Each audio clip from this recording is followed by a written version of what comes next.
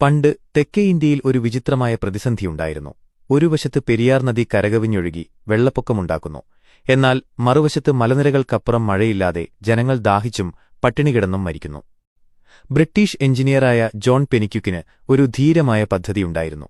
പെരിയാറിലെ വെള്ളം തടഞ്ഞു നിർത്തി പർവ്വതങ്ങൾക്കിടയിലൂടെ തുരങ്കമുണ്ടാക്കി ആ വെള്ളം ഉണങ്ങിക്കിടക്കുന്ന കൃഷിയിടങ്ങളിലേക്ക് എത്തിക്കുക.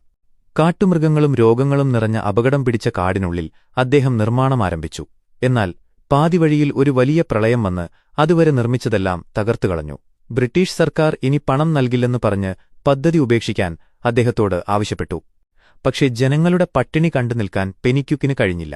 അദ്ദേഹം ഇംഗ്ലണ്ടിലേക്ക് മടങ്ങിപ്പോയി തന്റെ വീടും സ്വത്തുക്കളും ഭാര്യയുടെ ആഭരണങ്ങൾ വരെയും വിറ്റു. ആ പണവുമായി തിരികെ ഇന്ത്യയിലെത്തി സ്വന്തം സമ്പാദ്യമുപയോഗിച്ച് അദ്ദേഹം ആ പദ്ധതി പൂർത്തിയാക്കി. 1895 ആ വെള്ളം ഒടുവിൽ വരണ്ട ഭൂമിയിലെത്തി. മരുഭൂമി പോലെ കിടന്ന ഇടം ഒരു പച്ചപ്പായി മാറി. ഇന്ന് തമിഴ്നാട്ടിലെ പല വീടുകളിലും ദൈവങ്ങൾക്കൊപ്പം ജോൺ പെനിക്യുക്കിന്റെ ചിത്രവും കാണാം. അദ്ദേഹം അവിടെ ഒരു ഹീറോയാണ്.